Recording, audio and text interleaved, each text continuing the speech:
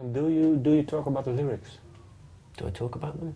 Yeah, with the others. I mean, lyrics. I run things by them if I'm unsure about things. I mean, I had a lot of trouble coming with the words for Winter's Memory of Summer. That took a long time and was really painful. But what happened was I ended up asking too many people for their opinions on it, and I had all these different people telling me different things, and that was one of the worst moments in the recording, trying to find my own satisfaction in it, because I was just listening to everybody, and my head was in bits.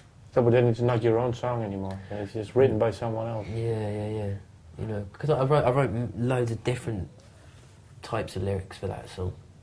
You know, I mean, I chose what was on there in the end, but I don't want to be one of those people who just ignores everybody, and you end up going in and I don't know, self-indulgence and stuff. You know. But do you always know what he's singing about or writing about? No, not always. You know. But I think one of the great things about about the music is that it's really, you can kind of make up your own stories about it, and I wouldn't really want to know really, because I mean you there's don't want to know. no, I probably don't. But there, you know, I get my own images off of them. You know, when I listen to our stuff, I make my own sort of, you know, my imagination makes its own mind up. So I always found it hard writing lyrics because it's always about personal situations, and it's hard to face people, play people a song that might be about them, and then have to face them. But do you then try and make it more less specific? Yeah, less specific about you. You try to.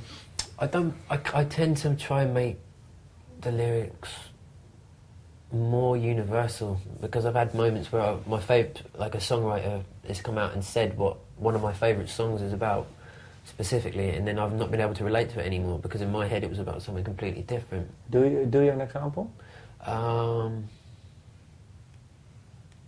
think it was Richard Ashcroft.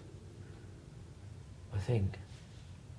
Well, if you don't know, that's no problem. I was thinking maybe you have. No, I don't have specific examples, but oh no, so I read the exact words to She Bangs the Drums, I think, of the Roses' first album, and I was singing some completely different lyrics. Okay. I just kind of mentally tailored it to suit my own life.